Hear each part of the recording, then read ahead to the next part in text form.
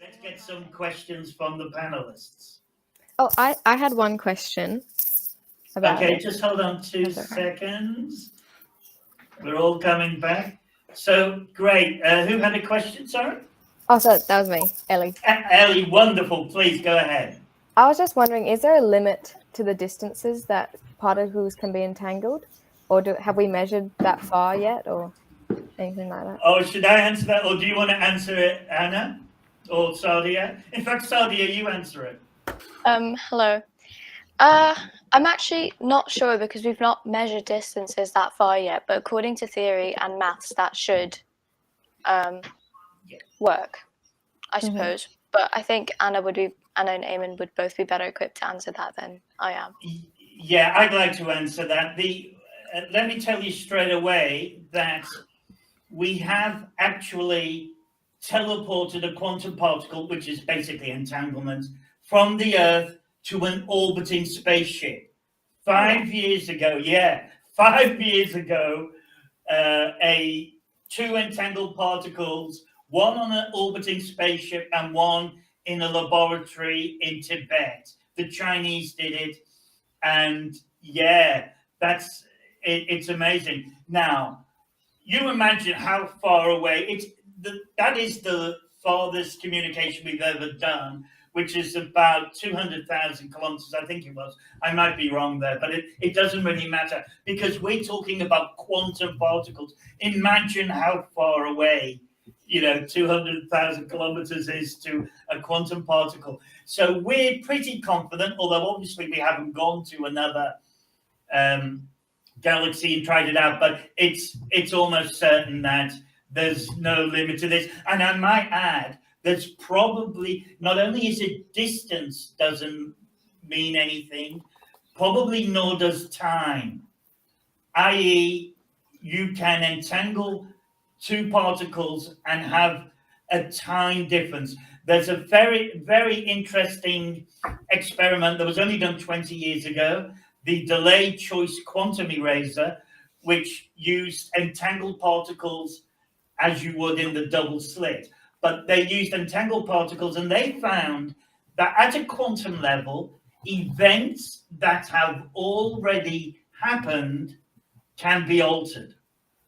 This is what we're talking about when we say reality is weird and we don't have all the answers. So thank you very much for that question, Ellie. Anybody else? Any other panelists? I have a question. Yeah, go on, Jane. Okay, I was thinking about something with the so with the ability to like have two particles be entangled with each other. I was thinking about the scalability of that and like if you could, because theoretically they're getting bigger and more advanced, right? And so I heard that you could run a basic language on it, or they've got basic languages which are starting to interact with Python and stuff.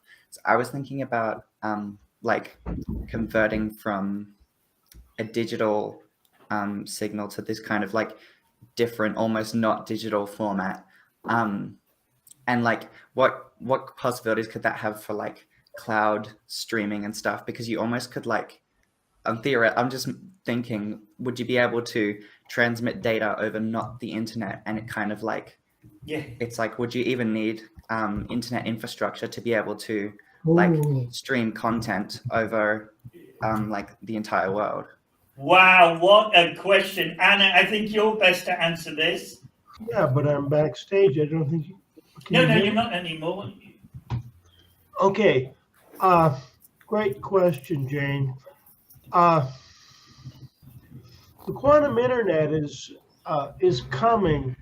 It's going to be based on photons, the transmission of light, and it will change the nature of. It'll greatly increase by a factor of 1 trillion the amount of information that can be shared and spread around the globe. So quantum will make a big difference on the internet. There's a lot of engineering that has to be done before we get to that point, however. I'm thinking how that could even like affect like rural communities, like somewhere in the middle of Australia or in the middle of Africa, you could have internet theoretically without having to have all the cell towers around you and all the infrastructure. And I'm Yes. thinking on the moon. I'm curious to extend Yeah. that a little bit further, Jane. Space station, the moon, the internet, and blowing me away. Yeah, no, definitely that is possible. There's great work Is being. that potentially? Sorry, Anna. Is that potentially where we're going? Sorry, I'm just still with that. The quantum internet. Yes, the quantum internet is coming. We're still going to need electromagnetic radiation, whether it's radio waves, microwaves, or light. As far as we know, that's the only way to transmit information, is to either send particles or send electromagnetic waves. So I think we're stuck with that. Elon Musk is launching satellites by the thousands. His goal is to bring internet to every location, every rural location in the world. Now, I'm not a supporter of Elon Musk as a person because of some of the things he's done, but his technology is out of this world. Excellent. Any more questions? Yeah, Ho? I had one on, so how do we know, like, if the particles are in multiple states at once? If when we measure it's a definite position, like, how do we get to understanding that if when we measure it, it's in a definite position? Yeah, just to add to that, Hope, there's an experiment called the double slit. And what it basically does is it captures whether a particle of light, a photon, is a wave or a particle. So what happens is when it's not measured, when it's in its normal state, and remember you're made up of these quantum particles, but it's there's a pattern on the capture screen which is an interference pattern. So physically you can look at it and it's an interference pattern. Then when you measure it, it immediately becomes one pattern. Two lines because it's a double slit. I won't go into the whole experiment now, but you can immediately see it change because you can look at the interference pattern, which changes from a wave to a particle pattern immediately.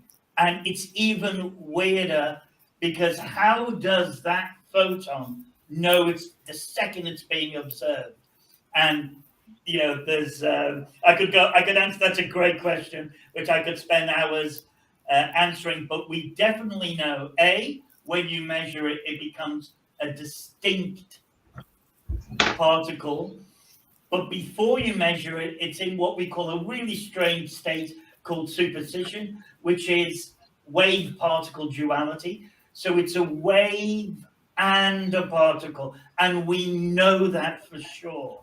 And we know it changes whenever it's measured, observed. It's called the observer effect. I had another one, if I can ask another one. Yeah?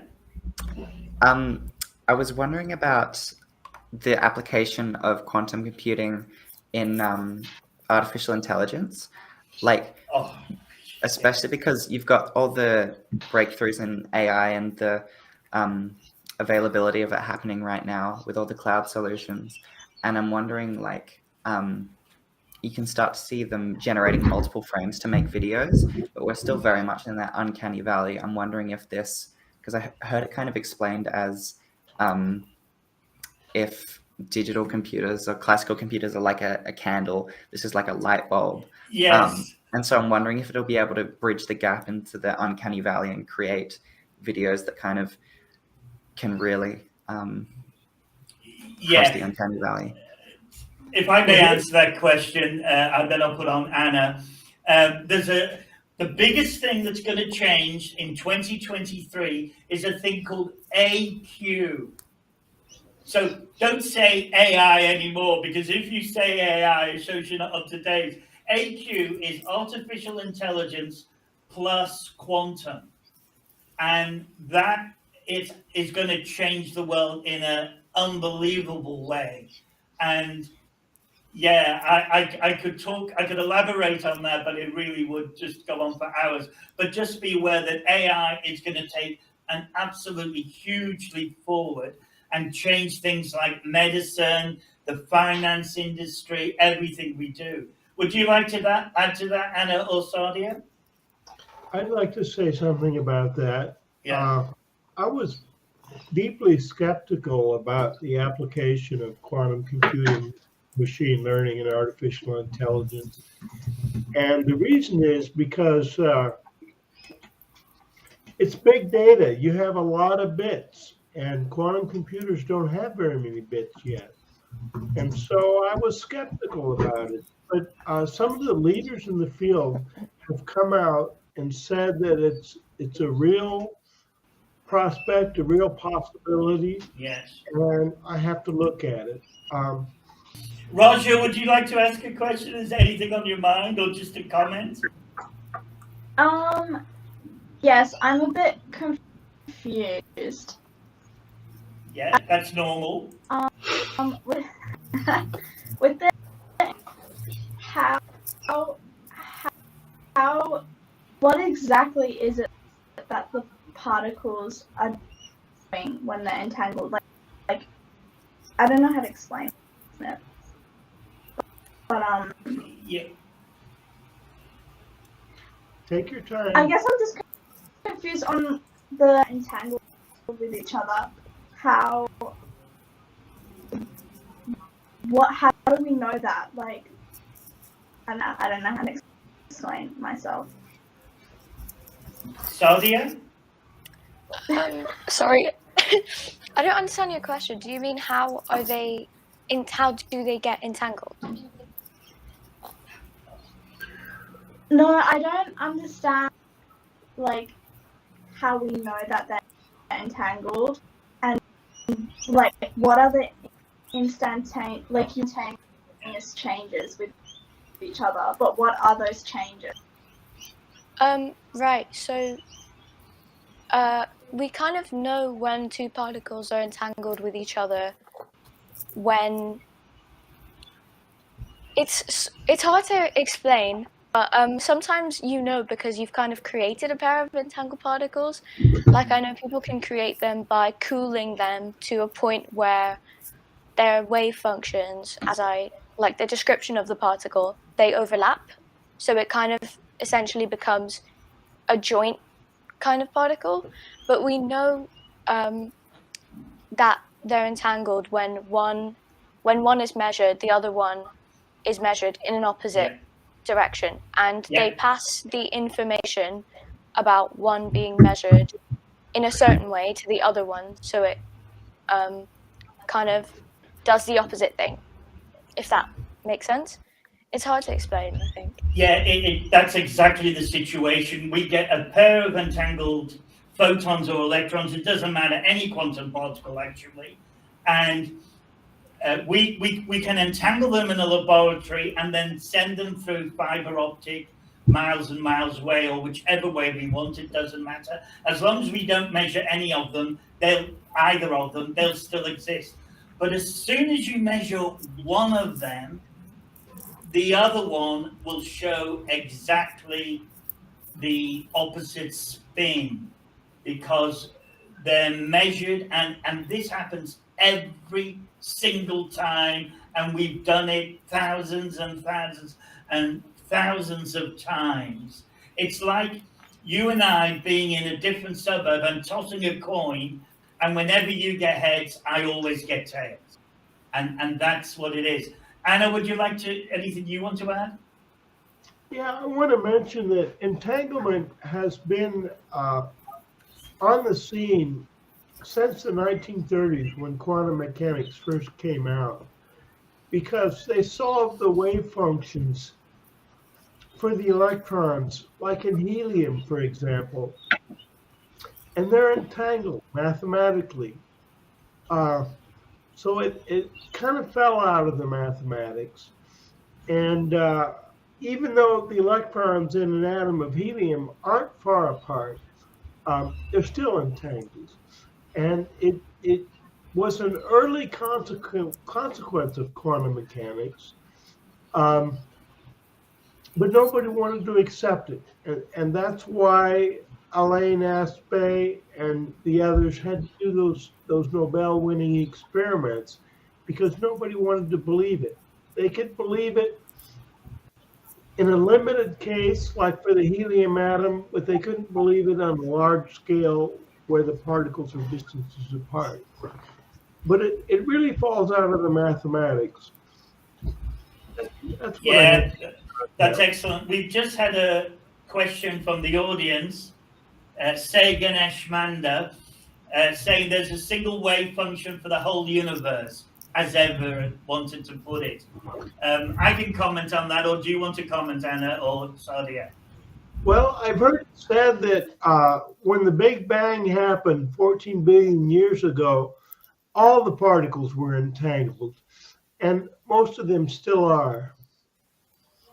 Yeah, look, to answer that question, say, what we're talking about, when you mention Everett, the Everetian interpretation is the many worlds interpretation. Now, what we mentioned before with the double slit, and that when you observe a particle, it collapses, which is called the collapse of the wave function. That's called the Copenhagen interpretation. We know it happens. It's happened since we started experimenting, and it has never, ever, ever not happened. So whenever you measure to try and find out superposition, you simply can't, because it collapses into a distinct state. But Everett said in about 1965-ish, and he said, and he was ridiculed, he said the many worlds theorem, and that is that this, what happens is both people who, the observer and the quantum object, become entangled themselves, and in their world, the particle collapses, like the Copenhagen says. But what he's saying is that only happens in their world, and every time there's an entanglement between particles, a new world is created, if you like. I mean, it's a lot more complex than that, but I can't go into it now. There are many, we know quantum physics is weird, and but we don't know what's happening. And we have interpretations, and the Everetian interpretation is the many worlds theory, which is excellent. So thank you very much for your question from the chat groups. I want to say something about that. Yeah. When the particles are entangled, you have multiple universes. That's pretty much consistent with quantum computing. When you perform a measurement, you're selecting one of those many worlds, and that becomes your reality. It's wonderful. Yes, it is wonderful. You cannot help. If you're observing a quantum particle, you cannot help but become part of that universe, which is distinct from other universes. And again, I just want you to take away from this how weird this all is, and the fact that we are all, everything you see, touch, feel, is quantum. So when we talk about the real world, let's be straight here. The real world is the quantum world. We're not made of atoms. We're made of quantum particles that form atoms. You may as well say, so it's just weird. Donna, do you have anything to say? We're going to close in about 5 or 10 minutes. So I just, yes, I do. I did have a question for Sadia, and I suppose for all the presenters today. If I was a person, a student, and I wanted to learn more about quantum, I know Kwekwa have their 10 by 10 minute videos, which are really great for an introduction. What resources, where would you recommend that a student or anyone look for resources? And secondly, knowing they don't go down a wormhole that's not the right wormhole, so I'm sure that we get the right. Go to IBM, Donna. Oh, Anna, you beat me to it. I was going to say the same thing. Go to IBM. Q Experience, Quantum Experience, Qiskit. They have wonderful tutorials that are accessible for beginners and move on to more advanced levels. And you can write quantum software and run it on a simulator or even on a real machine if you don't need too many qubits for free. IBM is the leader as far as software and as far as education. There are other computers which are more accurate than IBM's computers. But if you just want to learn, that's the place to start. Yeah, I was going to say exactly the same thing. You can all use a quantum computer today. You just go into ibm.com/quantum or check for, like Anna said, the Q Experience. And we are going to have, Anna's going to, on behalf of Q Girls, is going to start giving us some lessons on what's called Qiskit, which is a Python-based language that quantum computers use, basically. And, you know, it's a real drag and drop at the entry level. And you can do your own programs. You can actually entangle quantum particles yourself.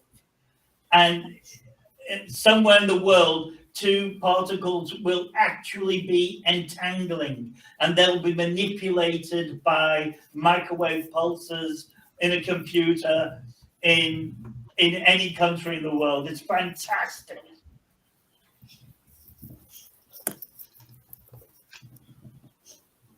Great question, Donna. Okay. Yes, thank you for answering. My brain's ticking. I'm like, yes, I can't wait to possibly work within our girls programming network and have some something there developing in 2023. This is a nice way to end the year with this panel and learning experience. Lots to think about. Look, absolutely. And Anna's is a wonderful teacher. She just, you know, make sure that the whole class. And I suppose I don't know how much more time we have left. Do I have time for one more question? Of course you do. Yeah. Okay, fantastic. Because I suppose I am thinking about the programming, and at a high school level, we are introducing students to a variable, an if else statement. Is there a big jump? Because I'm hearing Python is similar to Qiskit. Is there a big jump between the two languages? What would it be accessible to high school students? Well, Qiskit uses Python. You write your Qiskit software in Python.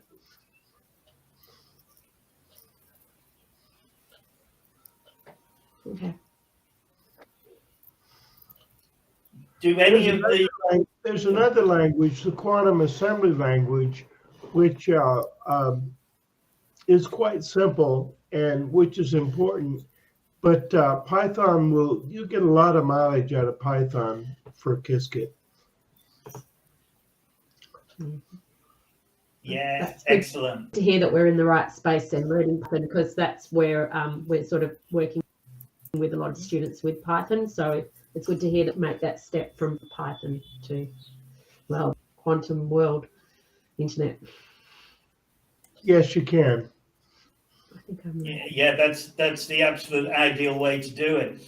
Okay, look, we'll wrap it up here. I'd like to thank so much the panelists and presenters today. You've all been fantastic, and it really, there are huge opportunities, as Anisha has shown us, there are huge opportunities. Donna and I and Anna are dedicated to getting you all up to a stage where you can do what you want in the quantum world. As Jeff Bezos says, this technology is going to change everything. If you want to join Q Girls, at the moment, just Donna and I are going to talk about a proper enrollment process. But at the moment, if you just go to the Kwekwe YouTube channel, if you subscribe to that channel, you will get all the latest and greatest on what we're doing. And we're going to be doing a big one on post-quantum cryptography, I can tell you. And also, Donna very kindly mentioned my free of charge 10 minutes. So it's a series of 10 videos of 10 minutes each explaining almost all that matters in the quantum world. And I'll be answering questions on each of those episodes. So there's a lot happening. Please subscribe so that you're being kept up to date. Tune in because Q Girls is going to go viral. No question about that. I'd like to thank you all again and wish you all well. Enjoy your day. Thank Bye. you. Bye, everyone. Bye. Good night.